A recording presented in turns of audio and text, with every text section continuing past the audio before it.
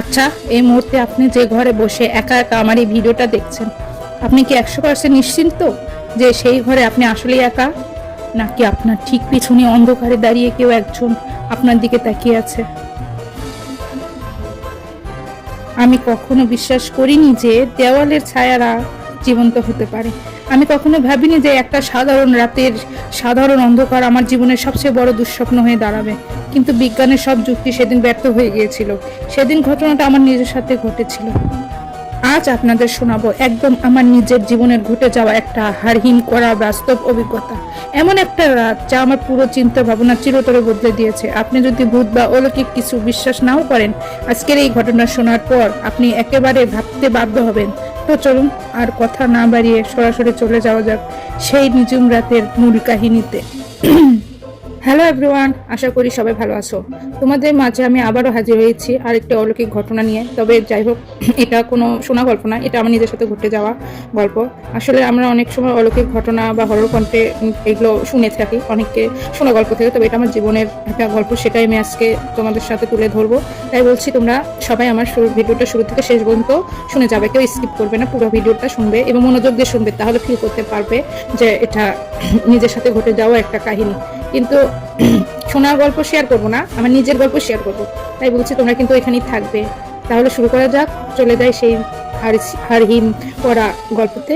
কেউ কিছু মনে করো না, ঠান্ডা লাগছে তাই গলাটা একটু ভারী হয়ে আছে। আমি তোমাদের সাথে যে গল্পটা শেয়ার করব, আজ পর্যন্ত আমি কাউকে বলিনি। ঘটনা আজ থেকে ঠিক 1 বছর আগের। তখন আমার নতুন একটা টেবিল ল্যাম্পের খুব শখ হলো। একদিন বিকালে একটা পুরনো অ্যান্টিক শপ বা লরবরে এক সেকেন্ড হ্যান্ড জিনিসের দোকানে গিয়ে আমার চোখ আটকে গেল। একটা অদ্ভুত দেখতে ল্যাম্পের পিতলের তৈরি, নকশাগুলো বেশ প্রাচীন আর কেমন যেন একটা মায়াবী টান ছিল ওটার মধ্যে।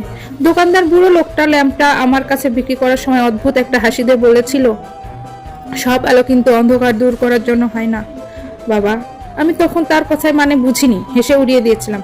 কিন্তু সেদিন রাতে সেই ল্যাম্পটাই আমার জীবনের সবচেয়ে বড় দুঃস্বপ্ন হয়ে দাঁড়ালো। রাত তখন একটা। আমি আমার পড়ার টেবিলে বসে ল্যাম্পটা জ্বালিয়ে একটা বই পড়ছিলাম। ল্যাম্পের আলোটা সাধারণ ছিল না, কেমন যেন একটা হলদেটে সবুজ আভা ছড়াচ্ছিল ঘরের দেওয়ালে, চারপাশটা একদম থমথমে। হঠাৎ করে আমার খেয়াল হলো ঘরের সবকিছু ঠিকঠাক আছে, কিন্তু আমার নিজের ছায়াটা যেটা দেওয়ালের উপর পড়ার কথা সেটা ঠিকঠাক আচরণ করছে না। আপনারা ভাবছেন ছায়ার আবার ঠিকঠাক আচরণ কি? আমি যখন বইয়ের পাতা উল্টানোর জন্য হাত নাড়াচ্ছি, দেওয়ালের ছায়াটা নড়ছে না, ওটা একদম স্থির হয়ে আছে। আমি পরীক্ষা করার জন্য আমার ডান হাত উপরে তুললাম। ওই যে দেওয়ালে অন্ধকারে হাত তুলে ছায়া দেখা যায়, সেটা তো বুঝতে পারছেন, ঠিক সেরকম পরীক্ষা করছিলাম। কিন্তু দেওয়ালের সেই কালো ছায়াটা আর হাত তুললো না, সে যেভাবে বসেছিল সেভাবেই রইলো। আমার পুরো শরীরের ভিতর দিয়ে একটা শীতল স্রোত বয়ে গেল। চোখ রোগড়ে আবার তাকালাম। এবার দেখলাম ছায়াটা নড়লো, কিন্তু আমার সাথে মিলিয়ে নয়। সে নিজের ইচ্ছে মতো আস্তে আস্তে মাথাটা তুললো, যেন দেওয়ালের ভিতরে আটকে থাকা কোনো জীবন্ত সত্তা আমার দিকে তাকিয়ে আছে। একটু পরে আমার খুব ভয় লাগছিল, ভয়ে আমার কপালে বিন্দু বিন্দু ঘাম জমতে শুরু করলো। আমি ঝট করে টেবিল ল্যাম্পটা নিভিয়ে দিতে গেলাম, কিন্তু সুইচ অফ করার আগে ঘরের দরজার বাইরে থেকে এক অদ্ভুত আওয়াজ পেলাম। সাধারণ মাঝরাতে কোনো নেতিবাচক বা অলৌকিক কিছুর উপস্থিতি থাকলে বাড়ির পোষা প্রাণীরা, বিশেষ করে বিড়ালেরা, খুব দ্রুত সেটা টের পায়। ওরা তীব্র স্বরে অদ্ভুত গলায় ডাকতে শুরু করলো। দরজায় নখ দিয়ে আশ্রয় কিংবা ঘরের কোণে একটা শূন্য কোণা বা দেওয়ালের দিকে তাকিয়ে একটানা হিসির শব্দ করতে থাকে, যেন সেখানে কাউকে দেখতে পাচ্ছে না। ঠিক তেমনই দরজার বাইরে তখন এক হাড়হিম করা অস্থিরতা, মেঝেতে তীব্র আশ্রে শব্দ আর প্রাণীদের সেই চেনা অথচ ভয়ার্ত গঙ্গানি আমার ভয়কে আরো 1000 গুণ বাড়িয়ে দিল। আমি বুঝতে পারলাম বিপদে আমি একাই পড়িনি, এই ঘরের ভেতর এমন কিছু একটা ঢুকে পড়েছে যা এই জগতের নয়। আমি সেই ল্যাম্পের সুইচটা বন্ধ করলাম। পুরো ঘর ঘুটঘুটে অন্ধকার ডুবে গেল, কিন্তু রহস্যের শেষ এখানেই ছিল না। অন্ধকার হওয়ার সাথে সাথে আমার কানের একদম কাছে, ইঞ্চি খানেক দূরত্বে, কেউ একজন খুব জোরে লম্বা একটা শ্বাস নিল। একটা ঠান্ডা বাতাস আমার ঘাড়ে এসে লাগলো। আমি তো কি বলবো, এই সময়টা তো তোমরা একটু হচ্ছে মানে ফিল করে করো, তাহলে বুঝতে পারবা। আমি সিটকে বিছানার উপর চলে গেলাম। অন্ধকারের হাতে মোবাইলের ফ্ল্যাশ লাইটটা অন করলাম। মোবাইলের আলোটা যখন দেওয়ালের উপর পড়লো, আমি যা দেখলাম সেটা তোমরা কখনোই ভাবতে পারবা না। ছায়াটা তখন রয়ে গেছে, শুধু তাই নয়, ছায়াটা দেওয়ালে ছেড়ে আস্তে আস্তে ত্রিমাত্রিক রূপ নিয়ে মেঝেতে নেমে আসছে। একটা কুচকুচে কালো অয়াব, যার কোনো চোখ মুখ নেই, কিন্তু তার উপস্থিতি ঘরের ভিতরে বাতাসকে ভারী করে তুলেছে। আমার মনে হচ্ছিল কেউ আমার বুকটা চেপে ধরেছে।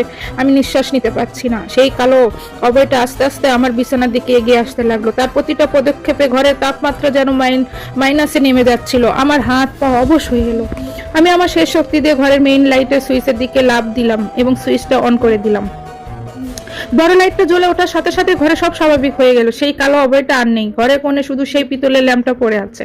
পরের দিনে আমি ল্যাম্পটা নিয়ে সেই পুরোনো দোকানে ফেরত দিতে গিয়েছিলাম, কিন্তু গিয়ে দেখলাম সেখানে কোনো দোকানই নেই।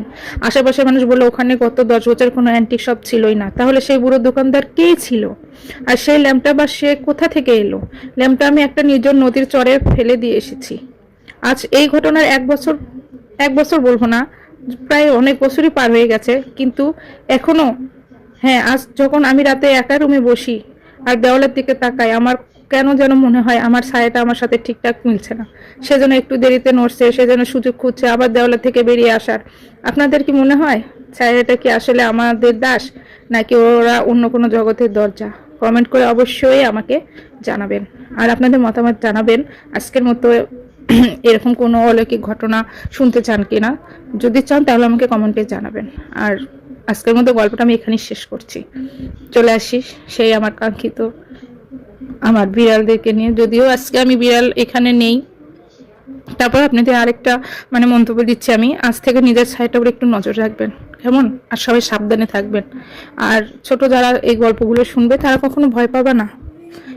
যদিও অলৌকিক ঘটনা কিছু ঘটে না, আবার বটেও। যাই হোক, এই যে আপনারা যে ভিডিওগুলো দেখতেছেন, এটা আমার গ্রামের বাসার ভিডিও। আমি গিয়েছিলাম বাসার শোকেস পরিষ্কার করতে, অনেক বছর হয়ে গেছে সেগুলো পরিষ্কার করা হয়নি। এখানে যাদেরকে দেখতেছেন সবাই, একজন আমার মা, একজন আমার চাচি, একজন আমার বোন। ওদেরকে আমি আপনাদের সামনে আনতে পারবো না, তবে একটু একটু তো দেখতেই পাচ্ছেন। সবাই মিলাই দেখেন সবকিছু বের করছি, ধোয়াধাই করা হচ্ছে। তারপরে এগুলো উপর করে দেওয়া হয়েছে পানি ঝরানোর জন্য। পানি ঝরে গেলে সেটা আবার মুছে গুছিয়ে রাখা হবে। তার জন্য আমার মা সবকিছু পরিষ্কার করতেছে। আর আমার বাসাটা 5 তলা বিল্ডিং, ভাড়াটিয়া ছিল, ওরা আবার আমাকে সেমাই খাতে দিয়ে গেছে। পরে আমরা 2 বোন মিলে খাচ্ছিলাম আর মজা করছিলাম। পরে আমি আমার চাচার ইন্টারভিউ নিচ্ছিলাম। দেখেন, শুনেন। পরিষ্কার করতেছেন, কেমন লাগতেছে বলেন? ভালো লাগতেছে না,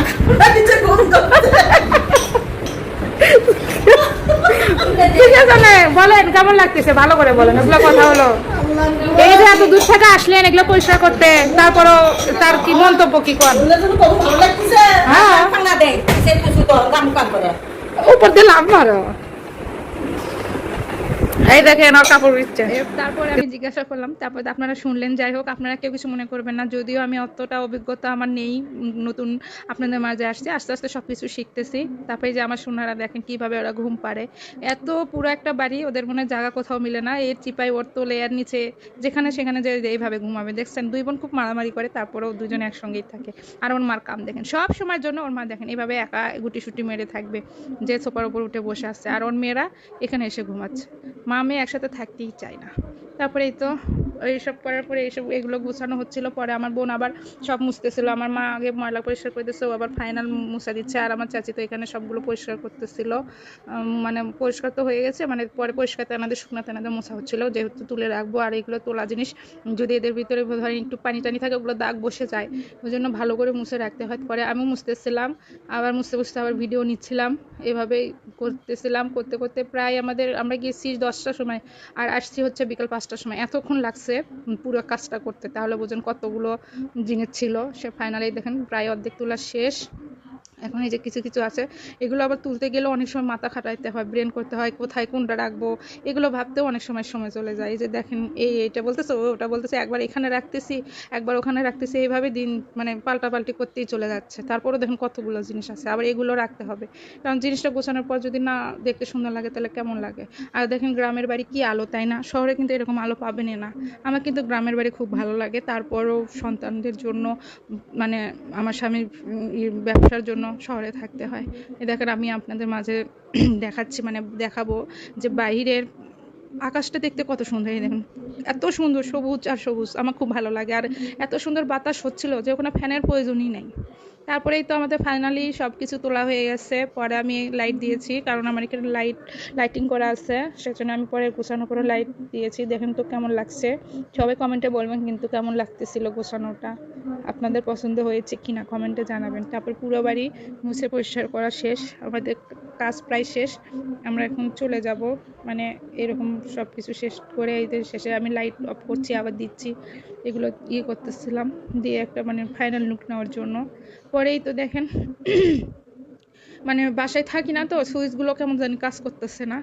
তারপরে পরেও যেতে হয় ঈদে, কারণ গ্রামে বাড়ি না থাকলে ঈদে তো আর শহরে তো আর ঈদ করা যায় না, তাই না? গ্রামেও তো আত্মীয় স্বজন আছে, তাদের মাঝে যেতে হয়। তবে যাই হোক, সবাই ভালো থাকবেন। আমি আবারও হাজির হব আপনাদের মাঝে নতুন কোনো ভিডিও নিয়ে। এই তো পরে আমি সবাইকে হাত দিয়ে মানে দেখাচ্ছিলাম যে খুব সুন্দর লাগছে। আপনারা সবাই জানাবেন আমার ভিডিওটা কেমন লাগলো। তারপরে আমরা সবাই মিলে চলে যাচ্ছি।